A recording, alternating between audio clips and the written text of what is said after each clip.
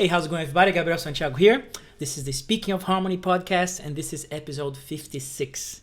Well, today we're going to be addressing something that I get asked a lot, and actually recently during some of the Twitch live streams, some people asking me this question quite a bit, and we're going to be addressing that today about fluidity on range. So range fluidity, how do I achieve this? I go from a place in the instrument that is like low register into middle and high, and how I kind of design that when I improvise in solo, either like also harmonizing stuff, right? Let's get into that. Before we go there, don't forget to subscribe to the channel, activate the little bell thing notifications. This is all my social media stuff. Also, as I told before, I have been live on Twitch a lot. This is my Twitch. Come down to hang out and have all these questions answered if you feel like so. Also, this is the Discord chat where we also keep talking about these things all the time, and it's been really fun to be interacting with some of you guys on the Discord chat.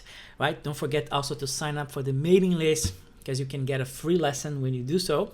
And keep following the stuff I'm doing. There's a lot of things coming up really soon. There's going to be really exciting. All right, let's go into that. Someone was asking me, how do I achieve fluidity when I'm playing? So it has to do with range of the instrument, and how do I go kind of like run over the range of the guitar with fluidity. Because that was a nice compliment someone gave me, that I somehow had some kind of fluidity when I solo or accompany stuff, right? How do you practice that? I guess that's the point of the episode, of today's episode. How do I practice this? And my answer would be, I practice fluidity by limiting my range. That's how I would practice. That's how I teach that, and that's how I practice that. So I limited myself all the time when I'm practicing these things. So when you limit yourself into something, it makes you creative and makes you like think of the problems and try to solve them, right? On a musical scale, we're talking about limiting, let's say, a range of the instrument. It kind of obligates you to be creative and like really kind of pace yourself with your phrasing, with your harmonic outlook into what you're harmonizing, right? So let me give you a quick example that I showed also on the Twitch stream about this song that I really love to play. It's this song by Jobim, Vivo Sonhando. Is also known here as Dreamer. Right? It's a great song, and that's a great example that I keep bringing back when I practice all the time, because that's a good one to expand the range and really kind of pace that, right? So it's a great application of that idea. So on the song, I kind of at the end I kind of departed from the song, and I created this sort of alternate chord changes, chord progression that I solo over, which it's like really fun to solo over. I really love playing these kind of sequences, and I use that to practice a lot also when I'm just kind of hanging out, and I use that to practice. So that's a good example of how to achieve fluidity, right? Which is the main question of today's episode. So the harmony, we're gonna hear some play along that I made, right? So we're gonna be coming from the song. The song is gonna be coming from here.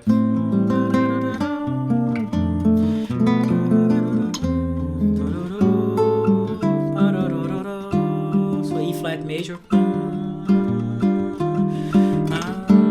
Then we start the solo section, which is E minor, and F sus 13. Again, then C minor, then B altered, and then back. Right? So that's the sequence I'm thinking of when I'm soloing over this stuff, right? So I love that, because I kind of kept that D kind of floating around to connect the chords. By the way, voice leading. By the way, hashtag voice leading. So.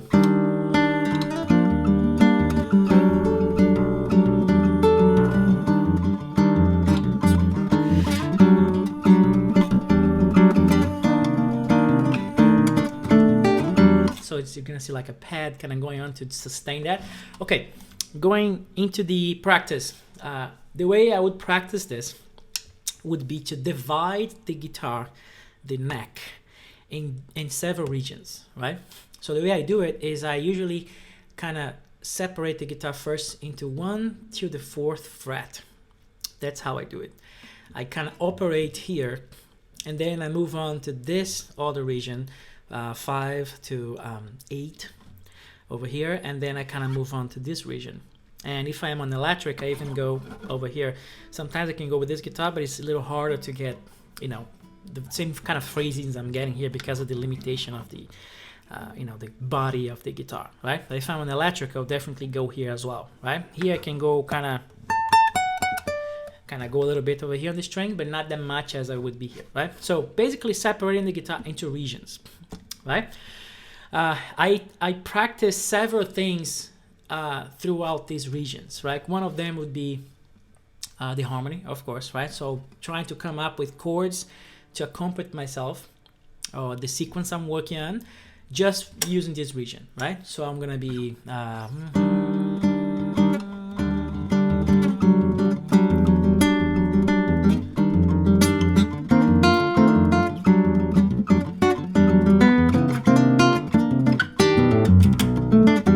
that's pretty easy, right? Then I will go here, right?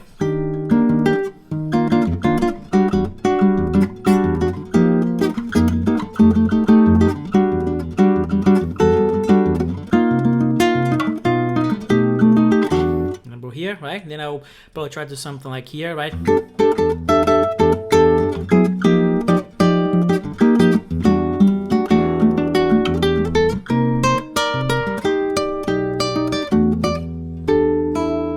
See, I was just finding ways to harmonize the sequence in different regions. That's gonna be a lifesaver, right? When you're soloing, you're looking for some kind of a harmonic support, right? I always have this chord in mind as well. And in terms of soloing, that's how I would limit myself. Okay, 1 to 4th fret, that's it. That's what I have to work with. So how I'm gonna do here, then your whole sense of range is changed because you're super limiting the range. You're kind of obligated to use the low range more and kind of pacing yourself rather than just kind of start playing here, because that's it. C sharp is your end, right? You have E, in my case I have a low B, right, because it's the 7th string, but usually E to this. That's the range I got to work with, and that's it, right? So how I'm gonna solo over this sequence, a couple of choruses that I have there, a couple of passes, I can't just start here. I have to pace myself getting up to that moment, right? So this is how I practice this. I keep practicing this here, and then I move on to this range, which I get, kind of here. Then I have to pace myself, and I can't go on this range, right? I limit myself, and then I keep working here on this range, right? And then after all this, I quote unquote release the beast, which means then I go free range. I can do whatever I want, and automatically I will have a better sense of range and the subject range fluidity. Like my range, I'm gonna jump from one range to another super organically and very natural, because I'm pacing myself better, because I have been practicing limiting myself all the time. So then when I actually have options, very open, so I can actually build something towards, I can aim for that high register thing, pacing myself, right? Let me show a little bit of that so we can practice. I can get you some suggestions to practice, but that would be the main thing. So we're gonna start on this sequence. We're gonna start over E flat major, and then E minor starts the chorus again. E minor, F sus, back to E minor, C minor, B altered, and then back. So we're gonna be circling that, and then now I'm gonna use only 1 through the 4th fret. That's it. My solo has to fit here, right? Let's see how that sounds. There we go. Let me move this file over here, and I'm gonna start right away. E flat, and then E minor start the thing.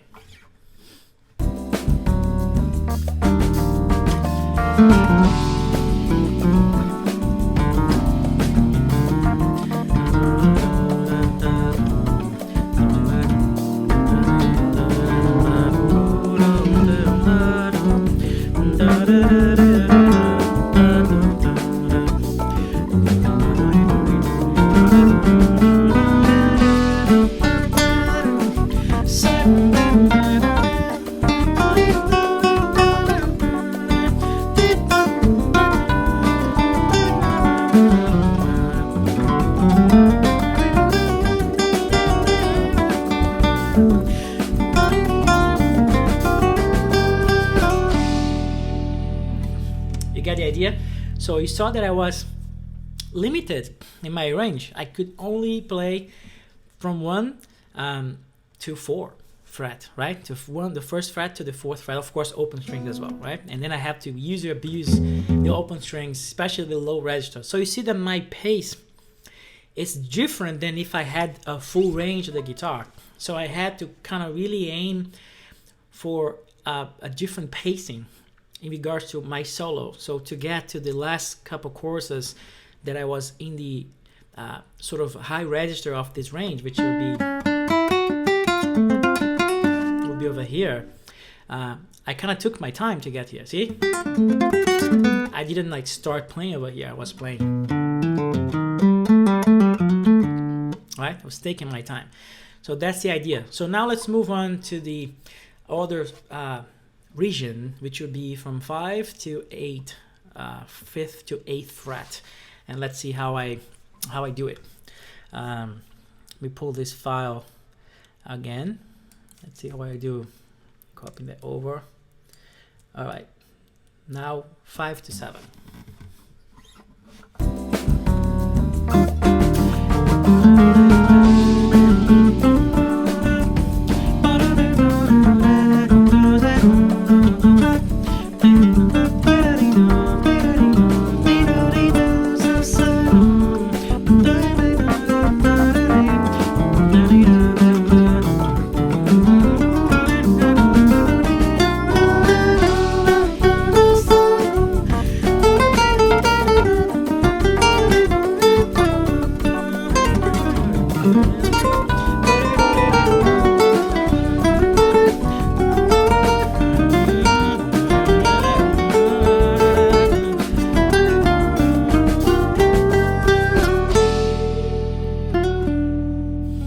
You see, again, the same idea, but now my range is completely different. My pitches are different. I start from different pitches, but I'm still aiming for that high register final choruses when I'm like really kind of taking the solo right to a new height, if you will, right? Then we're gonna keep going now here. So my range now is different, right? And also you practice so many things when you do that. You practice kind of getting out of your, your comfort zones in terms of like the shapes of the scales you use. You kind of, it's a total different outlook. You have to come up with different fingerings for your ideas, for the scales you're working on or whatever. And it kind of forces you to be more melodic, and really focus on phrasing and rest, like in breathing and motif development and all that stuff, right? So let's see one more round now over here and see. This is a harder range. So let's see if I can pull something over here. There we go. This is going to be the next stage, right?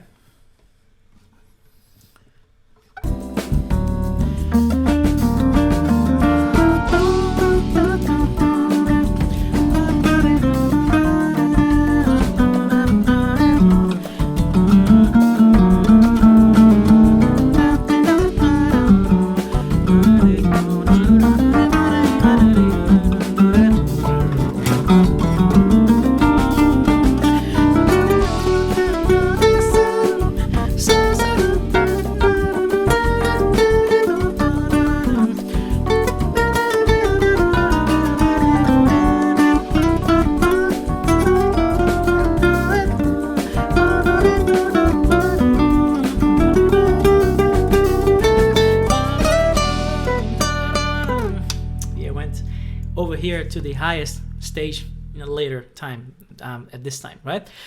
So you got the idea, right? Limit yourself through ranges, like determine like limitations where your range should be, and just practice through that.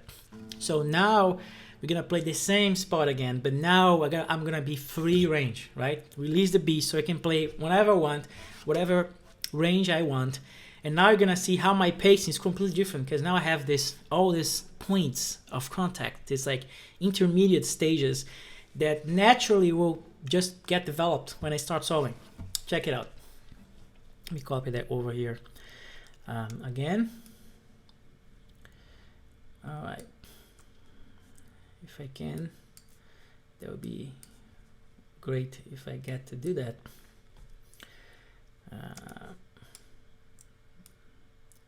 All right. Free range now.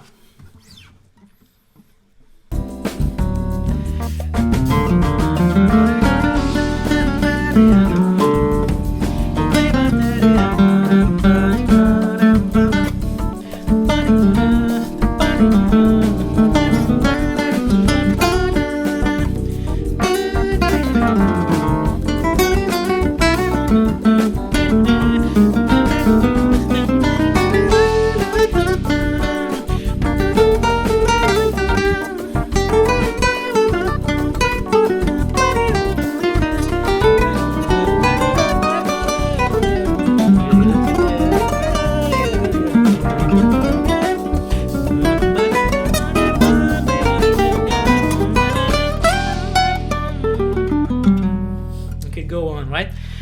For chorus and choruses, and keep kind of developing that. But you got the idea, right?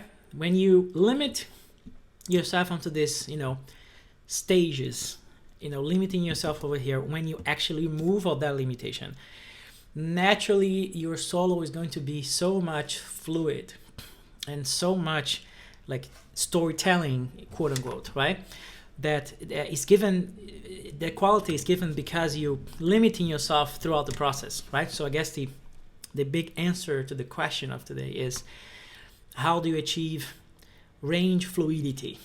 By doing this, by limiting yourself throughout these stages of the guitar neck, and then practicing those, being in the spot, like really limited resources, so that you have to like figure out something, right? You have to figure something out. You have to come with great ideas. So then you focus on range, you focus on melodic development, and forces you to kind of change your ways in a way, to change your your kind of muscle memory, right? Where you used to finger the scale, certain mode in a different way. You have to be forced to like think differently and think of melody instead of just kind of shapes, that some people get used to really easy, right? So that's the tip of today's lesson. I hope you enjoyed it.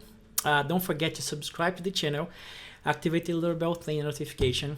This is my Twitch link when I'm talking about all this stuff live all the time, practicing and interacting with everybody. This is also the link for the Discord chat, where we can keep those conversations going. Discord chat is really happening. I'm really happy that we have been interacting a lot. If you want to know more about some of this stuff, sign up for my mailing list.